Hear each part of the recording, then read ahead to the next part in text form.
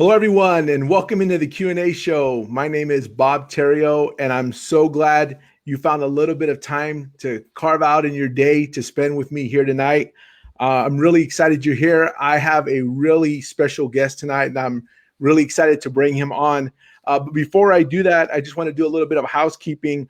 I want to remind you guys to hit that like button and smash that heart button. And if you know anyone who is in pain right now, or they've been in a car accident, or they need to seek treatment, my next guest is going to be really cool person here. You can actually leave us some questions here. If we see them, I'll make sure to ask him. But like I said, share this stream with anyone you know that is in pain. That's all I can say. Also, if you happen to see this show later on down the road, please hashtag live. And if you're just watching tonight, hashtag live. If you're watching it later, hashtag replay, and just hit that like button, smash that heart button. We would really appreciate that. So let me tell you a little bit about my next guest. He specializes in chiropractic protocols, wellness programs, functional nutrition, agility, and mobility fitness training, and CrossFit rehabilitation systems for all ages. He's a licensed chiropractor, and let me bring on my good friend, Dr. Alex Jimenez. Hey, Doc, how you doing, bud? Bob, thank you for having me, bud. I appreciate you taking this time, and I look forward to spending some time with you here.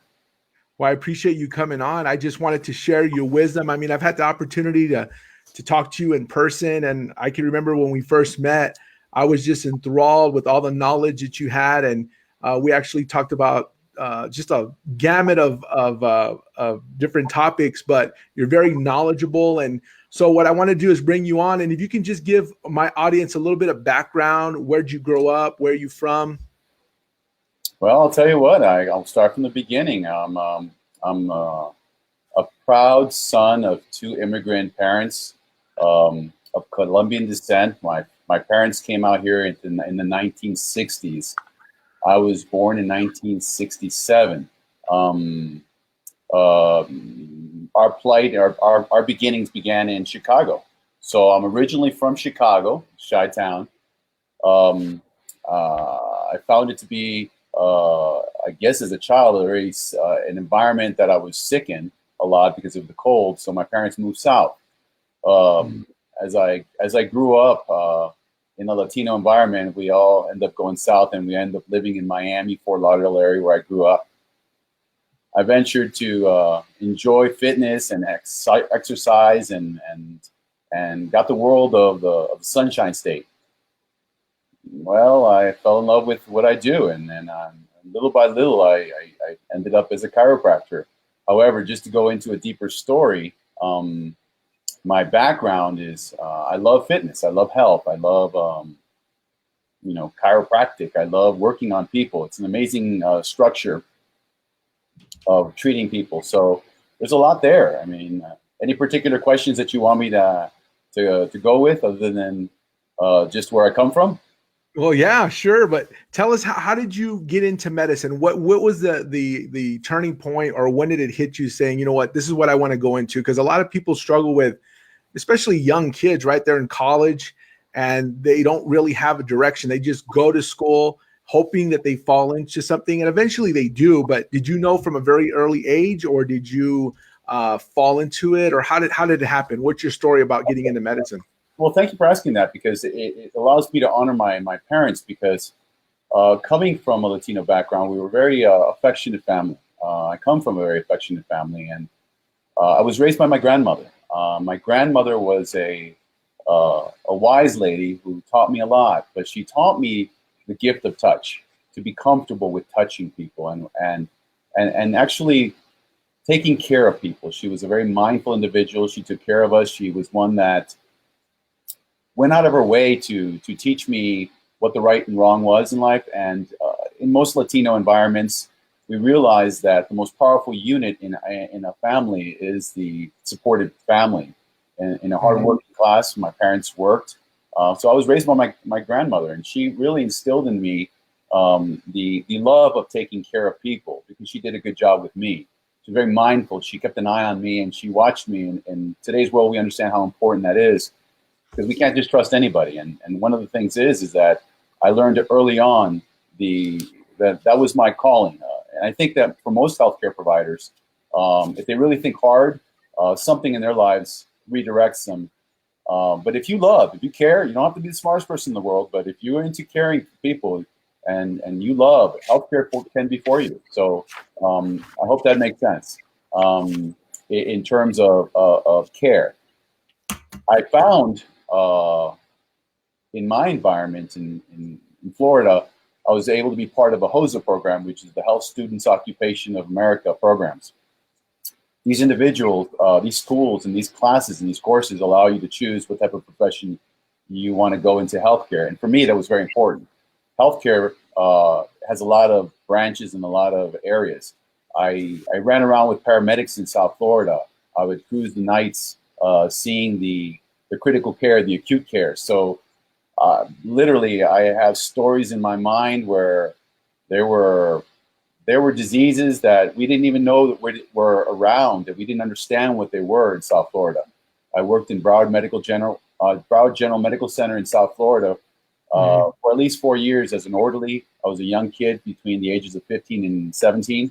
I got to see a lot. So healthcare was definitely for me. Bedside manner was something that was instilled in me by my teachers, my professors, and it was something that I really just gravitated to. It was cool. It was fun. So let me ask you a real quick question with bedside manner because it just sparked something in me. So do you think that bedside manner is something that you can learn, or is it something that's just comes natural? Because everybody here that's watching has been to doctors, and everybody has an opinion about a doctor they've been to, or they were in the hospital for unfortunate reason and they just didn't have good bedside manner, or when it does happen, people really rave about that doctor. So is that something that can be learned? Well, I can tell you that I went to school. First of all, you have to have the love of wanting to touch people, work on people, and really want to help people. So you have to have that ingredient. If you don't have that, find another profession, because you could be a great engineer, a great scientist, a great lab. But when it comes to human interaction, you've got to want to touch people. So bedside manner is developed. You can develop it as a nursing student. You can basically. It's pretty menacing when you have a sick person in front of you and you're learning in school. So how to be upfront, to know that you're the one that the person depends on, is critical. So if you look at that and you look at it from a point of view of bedside manner is critical. It can be learned. It comes easier to those that are kind of raised in an environment of a caring and nurturing world. If you're cold, then you can learn it, but you have to go out of your way. It's simple. Certain people are communicators. Certain people are data statisticians. Certain people are kumbaya. So if you have the skills to communicate with people and understand and become one with the patient, that becomes critical. So that is huge. Bedside manner is something that I think you and I were talking about, and I think you had mentioned that it's less than 30 seconds that most doctors interact with their patients before they come up with a treatment plan or a diagnosis or an idea of which way to go. That may be appropriate in maybe critical care, but in long-term care, in chronic care injuries and chronic disorders, you've got to build a relationship with individuals. So it's huge. So having bedside manner allows you to become one with your patients, if that makes sense. Yeah, that makes a lot of sense. So what do you treat the most? I mean, what do you see in your office? And is it because of injury or is it because of some other reason? Most of the things that I deal with are either chronic injuries, such as chronic injuries that happened way in the past. Ultimately, when someone's got a joint problem, we got to fix these joints. No other doctor will tell you what I'll tell you. You have a bad knee, you have a bad hip. It really does really put a damper on your life. I hate to say it shortens it, but when we look at the history of our athletes, our football players, our NFL guys that get injured in an early stage, they have a tough time making it past 60, just because the ability to generate power through a joint is a big thing. So in the chiropractic practice in general, we deal with a lot of soft tissue injuries, joints, structures, muscles. We by default have to address other issues such as diabetes, problems with digestive disorders, because it all comes into play. You got to take care of the individual completely And since we are a general practice type of specialty, we have to be able to approach it in different directions. So whether it's a joint problem, we address also diet. We address, you can't address chronic pain without addressing food. It just doesn't work that way. We must do it. Now, you can do it in an acute way, but chronic issues, you have to understand that food and everything you stick in that hole matters. So there's inflammatory foods. So we need to understand that there's a connection between food, sciatica, low back pain, chronic neck pain. Of course, that's not the acute injury, such as an accident or, let's say, a fall off a tree, or let's say a building, something fell on you. Those are acute injuries. Those are really well taken care of. But most of the practice I have is chronic injuries, sciaticas, back pains, anything related to a joint, whether it's a wrist, ankle, neck. That's what I do. I've been doing that for 30 years.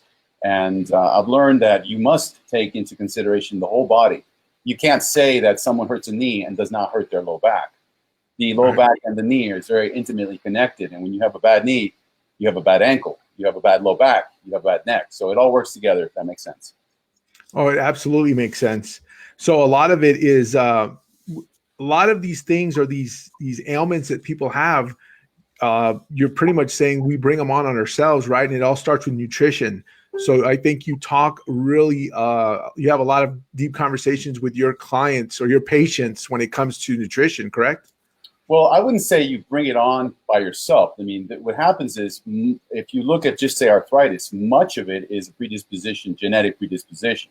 So the number one causative factor in most, let's say, chronic, even from arthritis of the lumbar spine, is at its core a genetic predisposition. So, but a lot is determined by your lifestyle environment. So if you live a life where you sit in front of a monitor and you work for 8 hours a day, you start getting thicker and thicker around the waist. You start having diabetes. You start having intestinal problems. Truck drivers have back problems. I mean, you can see that your environment matters, and not, I wouldn't say that they brought it upon themselves, but their environment really can activate issues that they may have not had if they were, let's say, a janitor versus a truck driver. It's someone who's moving around a lot more. It comes down to movement. The human mind is it's an amazing structure. The more you study it, the more you get involved in understanding the dynamics. You cannot displace a ankle from a knee. You cannot realize that a knee does not affect the neck. It does.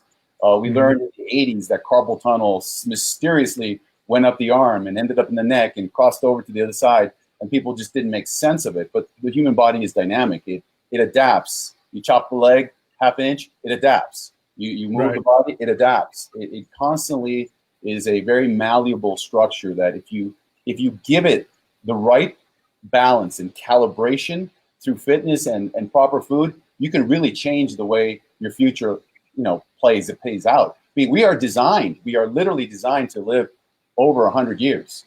The thing is that how our environment affects us determines the fate.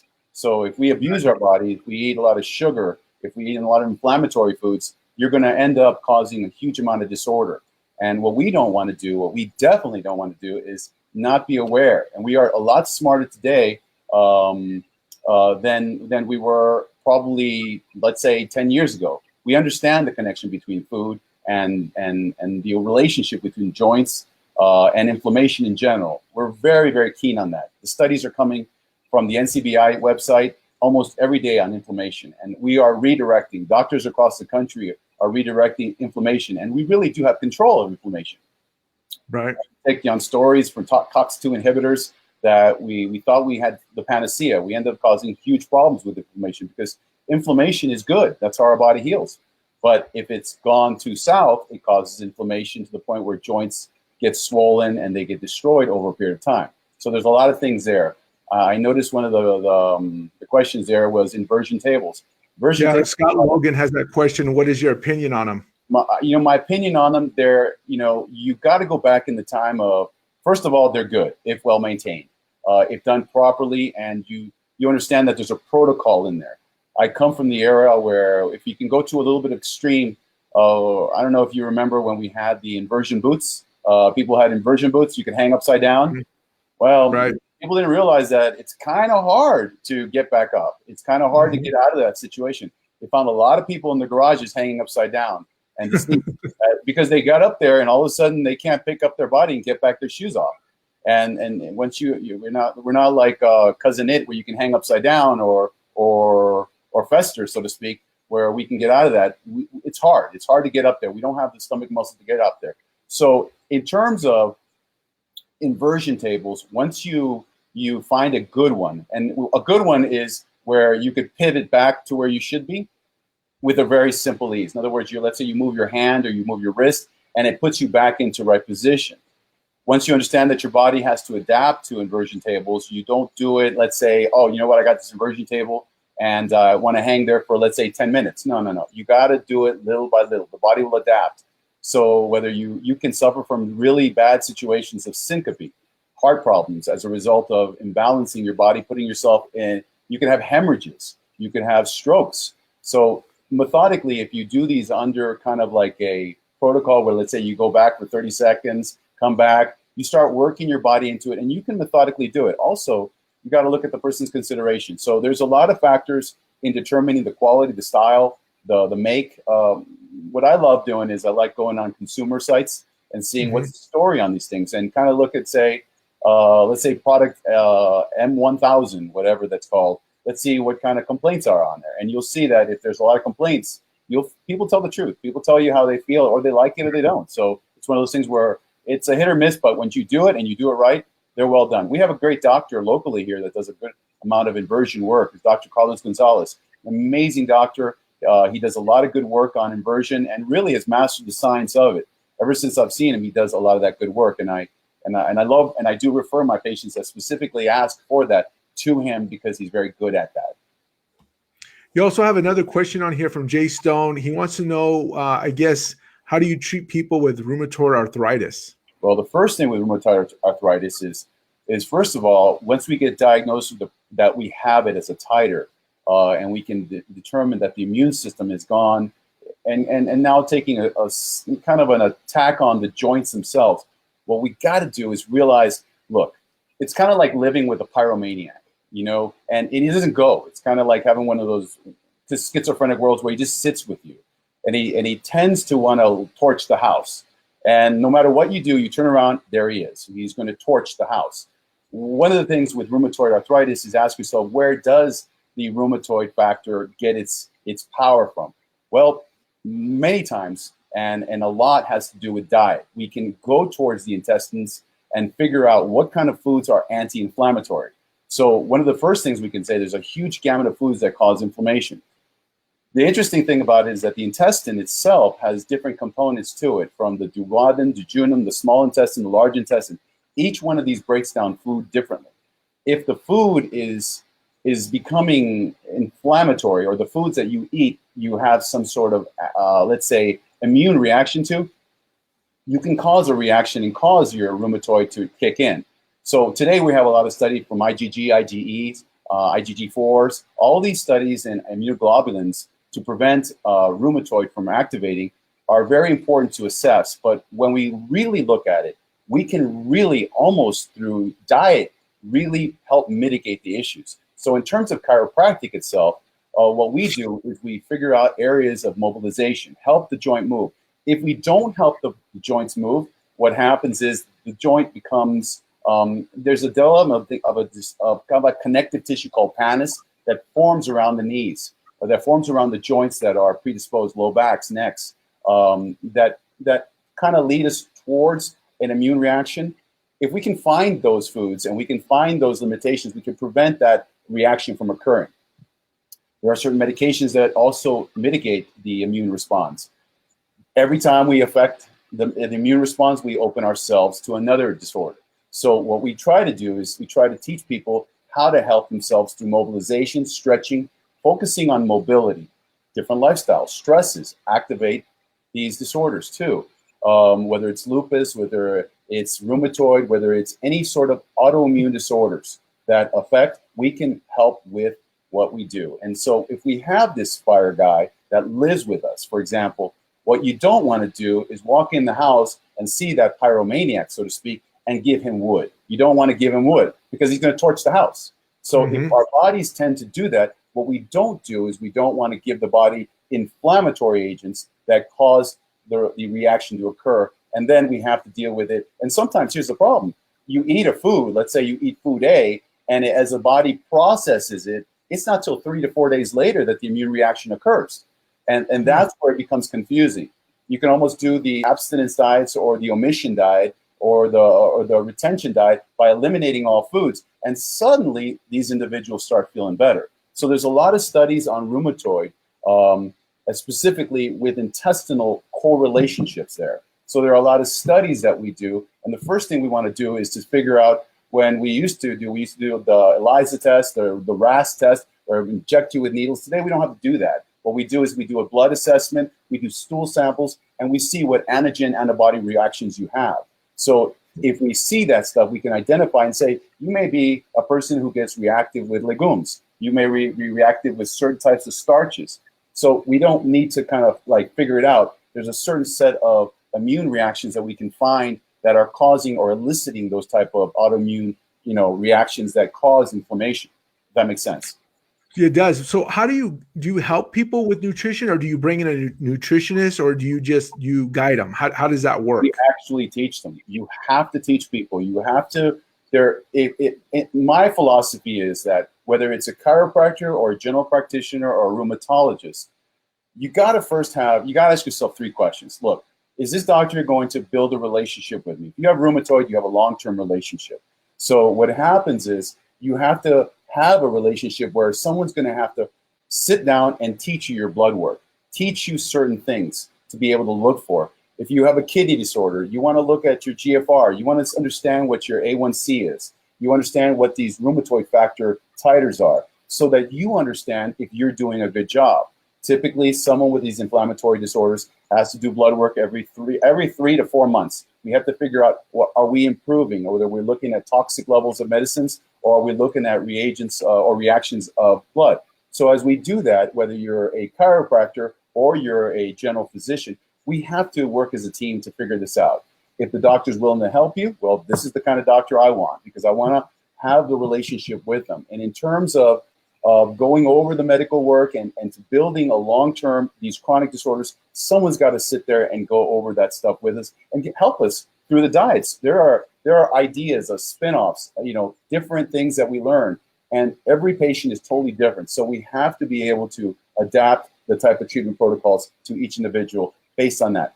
You can't just go ahead and walk in and, like you said, 30 seconds and meet a patient and say, okay, this is the medicine we're going to give you, and out the door you go. It doesn't work that way. Whether it's chiropractic or whether it's general practitioner or any other professional, we have to have a relationship built with that.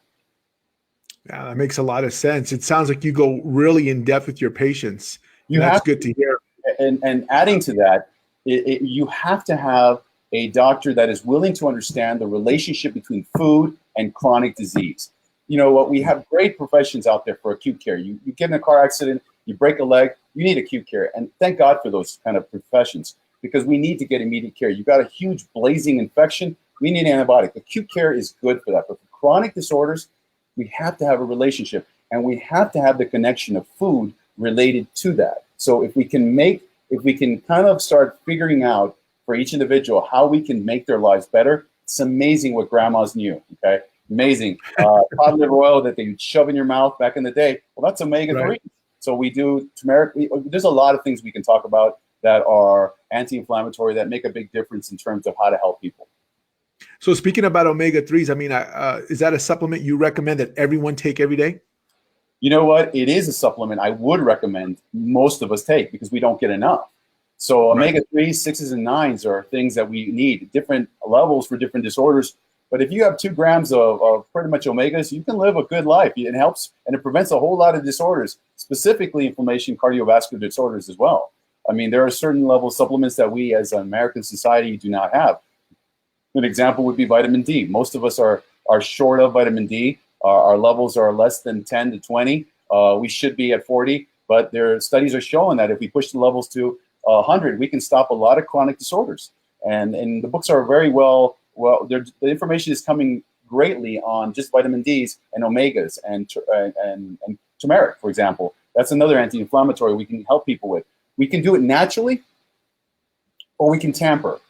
We certainly don't want to be people that take Aleve or ibuprofen, because what happens with those medications, with whether it be Tylenol, we end up having some sort of disorder with our heart, our liver, or our kidneys. And before you know it, people who take these medications for a long period of time end up having chronic diseases of the kidneys. And when we go to, I mean, literally, you can end up on stage level 4 of the 5 stages and not even know, because you've been taking Aleve because of a chronic pain disorder for, let's say, 20 years. And all of a sudden, the doctor tells you you're 44 years old and you're at end-stage kidney disorder. And that's sad, because there's no warning except at the last stage when you start realizing the kidneys have issues. We got to prevent these things. And if we can start doing it with understanding diet, it makes a big difference. So yeah, I do deal with that every single day. We do educate people.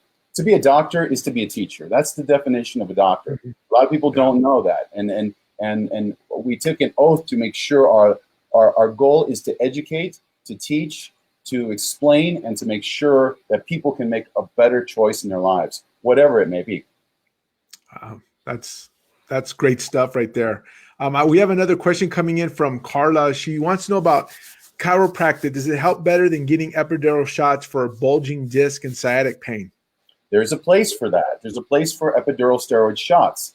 I am a big believer that if you do it more naturally, we try everything. But if it doesn't work and there is a disorder, let's not kid ourselves. The epidural injection does not cure it. It does not do that. No doctor will tell you that. However, our body has the ability to mitigate inflammation. Sometimes it does need a little bit of help. Sometimes if you can, let's say, the body can handle, let's say, from a stage of 1 to 10, and it can handle and it can mitigate, let's say, up to a 5. But your inflammation is at a 9, right? If you take an epidural injection, it kind of dries up the area, stops the inflammation, puts it at a 3, and now your body can recover. Make sense? So that makes, and it kind of can work it. So in those appropriate situations, it does help.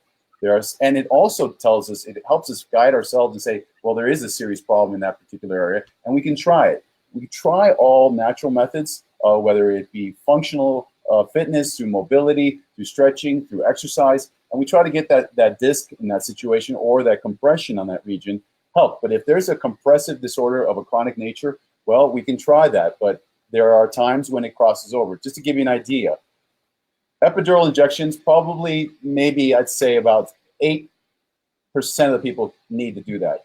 Surgically, probably 3% need that. So you're more likely to fall in the area where it's not the best approach. You always try everything. And most doctors, after they live a long time and they practice for years, they would rather try the conservative method first, rather than go ahead and enter a thing when we actually piercing the dura, actually the spinal cord. And actually, when we do that, that opens us for risks, because no one's going to ever tell you there's no risks involved. So we got to try it. So it's not that it's better; it's looking for the right thing at the right time.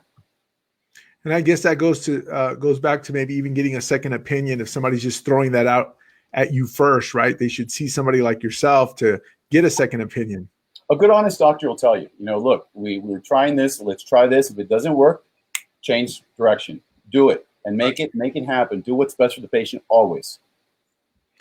I know that you're all about general health and wellness. Just anybody here watching you can tell that. I mean, you're overall kind of overview kind of doc. So what small steps do you think people can take just for overall well-being? I mean, what are the small steps? Because everybody gets overwhelmed with, I'm going to go on this drastic diet starting Monday. And, maybe I'm going to start getting on the bike, or they overdo it, or they hit the gym and then they're sore and then they never go back to the gym, right? So what small steps do you think people should take? What would you recommend? First thing to understand is that our human design, there's one thing you have to kind of go back and say, you know what, working on so many people over the years, what I've learned is the designer's intent. The designer's intent, he loves motion, okay? Our creator loved that.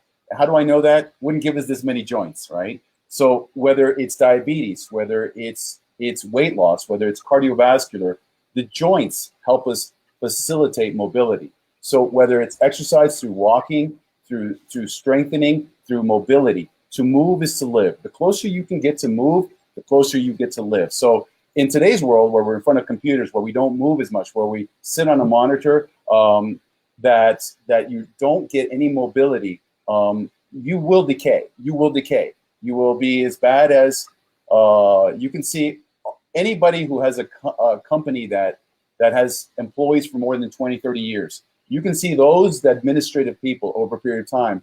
They're angrier, their backs hurt, they're bitter, they're overweight. And what happens is, if they don't include motion into their lives, they will start having chronic disease. So mobility is the first thing we do.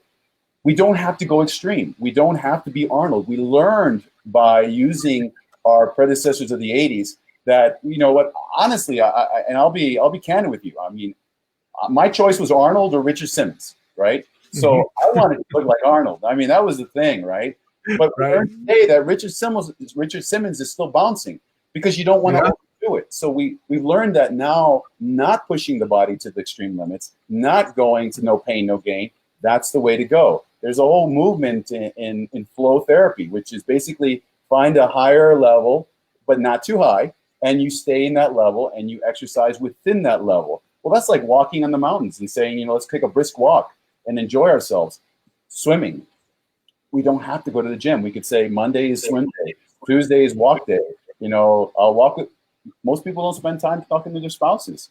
Take a walk, a 5-mile walk, go to the pool. We pay taxes, city pool. We got plenty of stuff there. So we can enjoy it. El Paso's got beautiful scenic routes where we can go take a walk, hopefully not get lost, but we can go out there and enjoy ourselves. You don't want to be rescued by a helicopter, right? No joke, because you can't get lost. You can go to the gym, do the whole gym in 1 hour, the whole thing. I mean, every body part, that's your full body workout. Not too extreme, because we've learned that the extreme, whether it's too far, it injures us and it prevents us from being able to be free of motion limitations later on in life. You have a question here, Doctor, from Albert Flores here. He wants to know if you could recommend a good general practitioner to get a head-to-toe checkup with blood work. Yeah, you know, there's some good ones out there. I hate to kind of pick one out, but I'll tell you what, we got some really, really good doctors out here in El Paso. I got to tell you, this town is really sharp. We're pumping out some great physicians out here, top-end doctors. We always are looking for a good internist. What I will say this is that there are good, but you ask them those 3 questions. A, are you willing to teach me about my blood work? Sit down and teach me my numbers. B, are you willing to understand that food has everything to do with my chronic disease and my lifestyle? That understands that. And C, will you be with me through my life and help me figure out how to help myself when I have issues? If you can find a doctor that can do that, you got a doctor.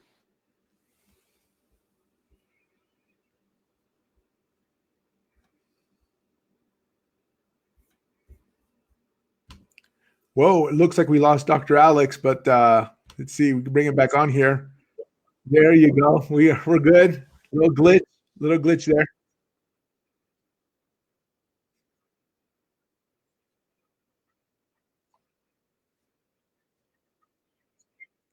Medical school students, we got some great talent in this town.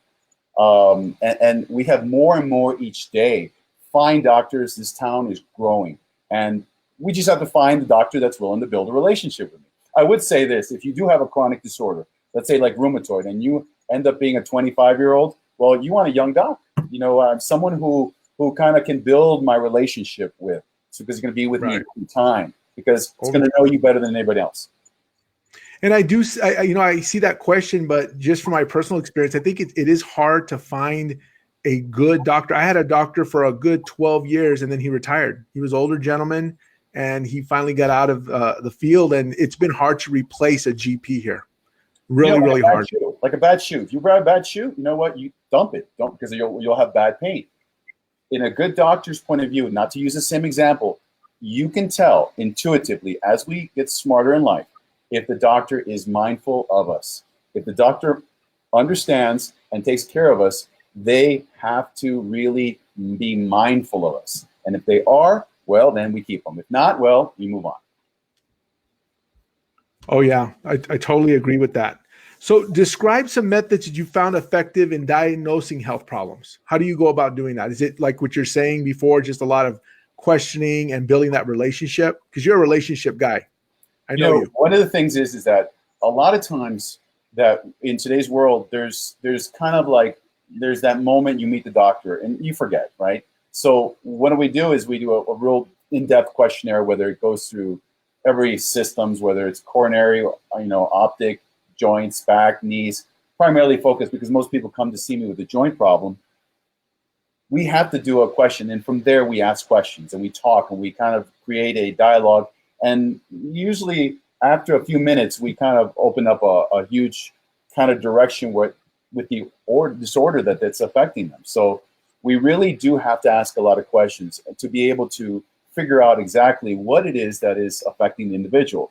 Sometimes it's simple. I mean, it's something that may have not noticed, where they started having back problems, and we talk about it and we find out that the husband's having a back problems, and it's been for the last 3 months, and it's very simple. And we moved and I have a new bed, and it's boom. We found kind of the culprit. It could be that simple. It could also be a degenerative disorder or a problem that's a little bit more elaborate. So it depends. It all depends. It's almost like asking, how do we find it? Through questioning, through assessing, through our own experience, our own physical findings. You can look at someone who's got a kind of a chronic shoulder problem, and you see that their posture's off. Well, we know that the posture is creating a dynamics that is jamming the shoulder. So we work on things like posture related. We focus on the core, establish correct calibration, and get the body to work like it should be, eliminating the disorder, and they don't have a shoulder problem no more. So it could be that simple, right?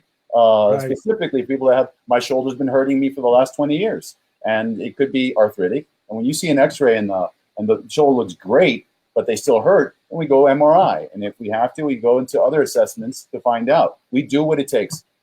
Relationship with other doctors becomes important.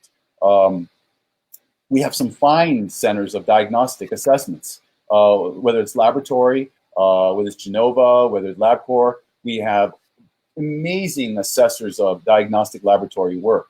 And what we do is we work with every doctor that's appropriate. So if we have an issue, whether it's a tumor, whether it's a broken leg or a certain area, we have doctors that love certain joints. I can tell you which doctors are the best for hips. I can tell you because I've worked on those hips. And I can tell you that some doctors are not as good as others, but I can assure you, if I know that you have a hip problem, I'm sending you to the ones who are the best, period, in this town. And if we have to, we go wherever it is. Because it's important to understand that we live in the day and age where if you have, let's say, a hip resurfacing procedure, for example, and there's very few doctors, and we've gotten some good doctors here locally, okay, that are starting to do this. But the best renown was in North Carolina. Well, the reality is it's only a plane flight ticket and a hotel stay to get the best doctor. It's not the procedure, it's the doctor. So we find the doctor that does the best procedure, wherever it may be. So whether it's a pancreatic tumor, we go across the country and we find the best doctor because our carriers will pay. So that's important. You have another question here. You mentioned vitamins. Are liquid vitamins a good alternative? And when many dietary restrictions are in place? And one of the things is, first of all, I have to preface this. If the doctor has said, for example, I don't want, let's say you have a kidney disorder and they don't want, let's say, a certain mineral. Let's say the doctor says, I don't want you to take too much potassium in that disorder. We have to be very mindful of the disorder. And we have to be appropriate for every situation. Sometimes we can take too much calcium. Sometimes we can take too much vitamin D. If we have a disorder that has issues and being a liquid alternative, it may be appropriate because it may facilitate, depending on the intestine's ability to be able to adapt. So certain people can't take, let's say, zinc.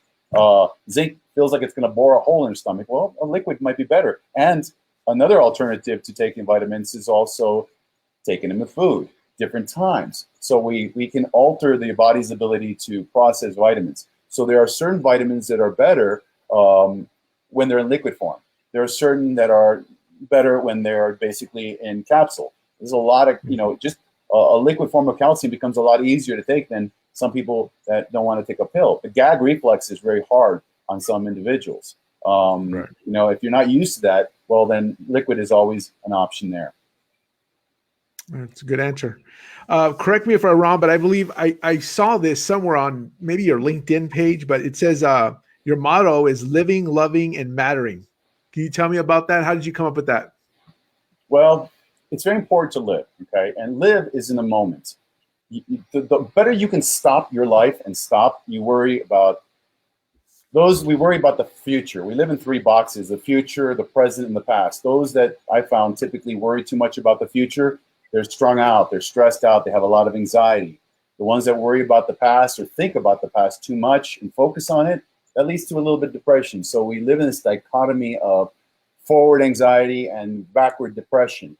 Well, and it's not always a good thing, but what we have learned is the moment that we actually focus on it, like I'm here with you, there's nothing more important than me and you right now, or our people listening, or our individuals as they go. If I can focus in the moment when we were with our children, my question to you, what were you doing on Thanksgiving 1992? What were we doing in 1997 Thanksgiving? We forget these moments. However, right, certain key moments is living. Living is experiencing the moment. So as we can zone in on the present, we basically understand that that is our connection to life. So when we do that and experience everything in its beauty, whether it's, they asked me today, how you doing?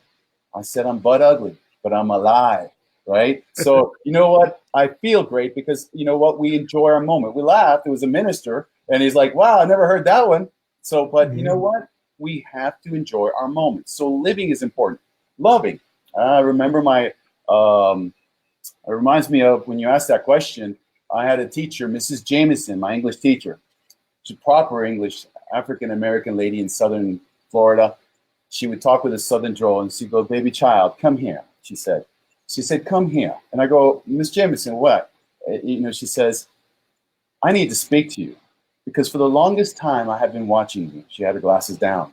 She says, I have been looking at you this entire semester, and for the life of me, I cannot figure who you are or where you're at. You are the most aimless child I have ever met in my life. So I go, Miss Jameson, aimless. She goes, over there. She's pointing at the old red Webster books, right? So she tells me, bring it on. She goes, open it, find the word. So I go, A-Y. She goes, no, child, A-I. Right, so I look, oh, aimless. So the whole class is looking at me, and she's gonna, you know, looking at me. Goes, hey, I'm without direction, Miss Jameson. She goes, baby child, you are lost. She goes, but let me tell you, let me help you figure out the secret of life. Everything you do now, everything you do in the future, everything you do in your entire existence will revolve around one thing. And I go, well, what's that, Miss Jameson? She goes, love, baby, love. And I go, oh, come on, Miss Jameson, hearts, candies? So she goes, no, baby, it is for you to figure out where it exists. So I searched for it in the look of my mom, in the breath of my child, in the plant I see. If you learn to love and live in the moment, you learn to appreciate the existence of our Creator. We're not here to last 100 years. The contract's 100 years, right? So what are we supposed to do? Know it all? No, we're supposed to teach it and serve.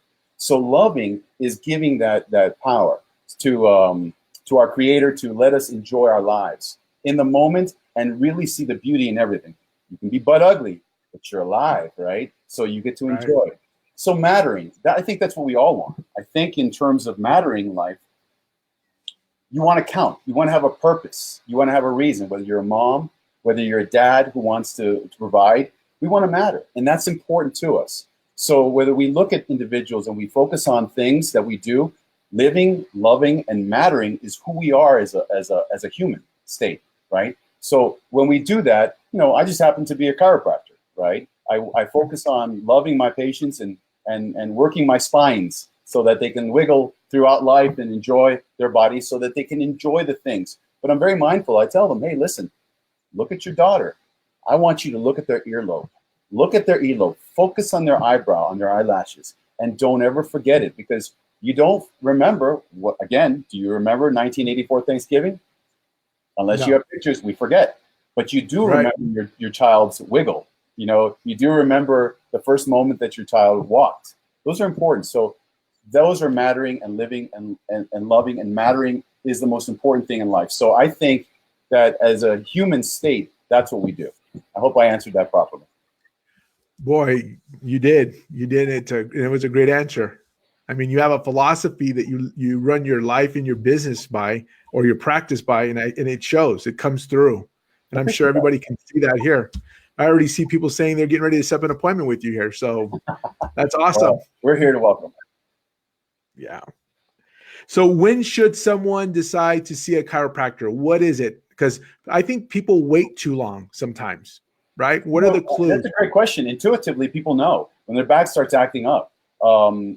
I'm not really a fireman. I think my second job is I'm actually not a chiropractor. I'm a fireman, I think is a better word for it. Because people come in here on fire, so to speak. By the time they figure it out, they say, you know what? We become all educated with Google. And as we learn, as we go focus, we find out that there's Ms. Jameson, yes, you can hear the passion. Thank you. I appreciate you, Mr. Logan. Thank you. But one of the things is that, what was I saying? I was going off, I got tossed there. What was my direction I was going at? I was asking you about when should someone set up an appointment to see a chiropractor. It's very clear that when the body feels it, you know that a body starts hurting. And you don't have to wait till you're actually in a lot of pain.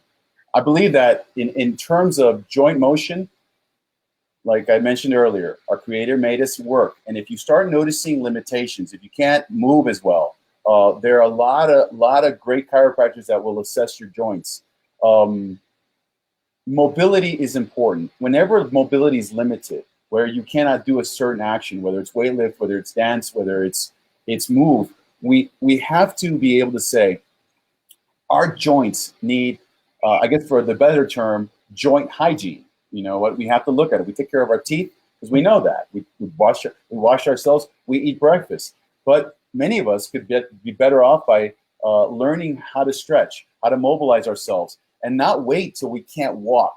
Because what's really important is to understand is that the joints talk to us, joints speak to us, and their language is pain.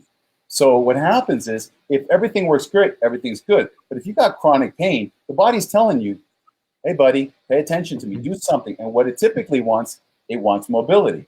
If it is of a different nature, there's other things for that. Not just pain is causing, not just joint problem causes pain, so we have to figure out the cause. But we have to realize that once someone starts hurting, we need to have somebody assess it to give them the tools, whether it's oral, whether it's mechanical, whether it's biomechanical. We have to get their body to move better. So in terms of chiropractic, when should they see a chiropractor? It's very intuitive. People know, and the more people become, I guess, learned as we understand how important it is mobility, whether it's a physical therapist, whether it's a massage therapist, we need to be taken care of. And that's the most important thing. If there's anything I could really ask of people that watch this, is be kind to yourself. Do not wait till you catch on fire to go see a doctor. Take care of it when you feel it. Because if you do, you may end up remembering the crazy chiropractor reminding you to do this, and you may be at 99 years old and saying, that's why, because I paid attention to my body. Yeah. And people forget, they get caught up in their day-to-day lives, and sometimes they just forget to take care of themselves, and it happens all of the time. Yeah, most people are guilty of that. We're very guilty of it because we're parents. You know what? We know. I mean, common sense is our kid's walking bent over, and he's, my daughter's, let's say example, she's bent over and can't walk. Well, vámonos. Let's do what we got to do, right? We know that, but we're bent over, and we'll say, we'll just push through it. We'll deal with it, right? We'll do it. We won't say anything, right? It may go away, but the body is really smart. It warns us. It tells us before it happens. It does start cracking before the house comes down. Make sense? So I'm going to ask you a couple more questions, and I'm going to let you go. But how should, or what should people look for in a doctor? And I'm going to say chiropractor. You kind of touched on this, but how should they go about looking for, if they wanted to see you too, how can they get a hold of you? Oh, I have a pet peeve on this one. You got to find chiropractors. Chiro means hand. If the chiropractor walks in and says, go find, I'm going to put you in rehab, and he does not work or she does not work on you, chiropractic means handed. So I'm a big believer that my teachers taught me that chiro means hand. So practice with hand. So whether we work with that, find a chiropractor that's willing to work on you and actually work on your joints with their fingers and their hands and all the tools they have, but that they care about you and that they work on you. Because if you do go into a room and the guy comes in with a white suit and he says, okay, it takes 6 exercises and do this and I'm gonna send you to rehab, find yourself another chiropractor. Find yourself another chiropractor if he doesn't understand nutrition and the relationship to pain and disorders. Find the one that's not gonna wanna get another one that does not want to have a relationship with you and your future joints, okay? So, because you have issues. There are a lot of great ones, and this town has got some really crazy good chiropractors, some better than others that I would venture to say. And because I can say that because I trained about 20 of them. I spent many of my early years training chiropractors in my practice to teach them. And that's what we do. We teach our fellow doctors through our follow in our teachings. So one of the big things they touch, they work, they connect, they have good bedside manner. If you feel it's cold, well, it's cold, in that room. Right. And it's not personal. If it's not willing to have a communication with you, maybe time to, or say, wait a minute, I come here specifically like I know some of my patients would do. You know what? I come here and I chose you. I want you to spend time with me and talk to me. Spend time with me and explain to me what is it exactly I got. And if they can explain it really simply, well, that's a good guy or good gal. If they say, well, I got to go, and they look like they're looking at their watch, well, out the door. Right. That's good advice. So, doctor, if someone wants to get a hold of you, how can they do that? If they want to see you, how can they reach out? Should they call your office, website? What's the best way? Well, one of the greatest frustrations I had many years ago was how do we communicate with the public, whether it's yellow pages or newspaper. I believe that, one of the things that's important in this world is to educate. So if you just Google my name, Dr. Alex Jimenez, I show up. I show up everywhere because we talk about different subject matters. Health matters, of course. I'm not a lawyer. I don't talk about those things. I don't talk about, plants. I talk about the human structure and the human state. So they can always find me there. Phone number is 915-850-0900. But that's really that's kind of like, just think of the crazy chiropractor or the soft tissue guy or the dude that really wants to make a difference. Well, Dr. Alex, I really appreciate you coming on here tonight. It was a pleasure. I'm sure my audience got a ton of value from you. And I just, whenever you want to come back on, you're more than welcome. Just let me know. And I want to have you back on. Well, thanks. Thanks. I appreciate it, man. And thanks for taking the opportunity. And for those watching, I appreciate your time. And God bless. Have a good one. All right, Dr. Alex. You have a good night. Talk to you soon. Hang tight. Okay, have a good one. You guys, thank you very much for joining me tonight. I hope you had a good time here on the Q&A show. And don't forget, if you're watching this and you got all the way through the video, go ahead and hit hashtag replay. Hashtag replay. Keep tuning back in. I'm going to keep bringing you guys more guests, more education. I'm going to try teaching you guys as much as we can and bringing people of value on the show. So I really appreciate your support. And thank you for joining me here on the Q&A show. You guys have a good one. Until next time, I'm Bob Theriot. See you later.